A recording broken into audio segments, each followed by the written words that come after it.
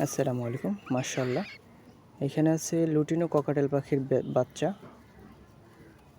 এগুলো hand feeding করানোর একেবারে পারফেক্ট সাইজ। এই যে দেখতে পারতেছেন, মাশাআল্লাহ। সবাই একটু মাশাআল্লাহ লিখে যাবেন।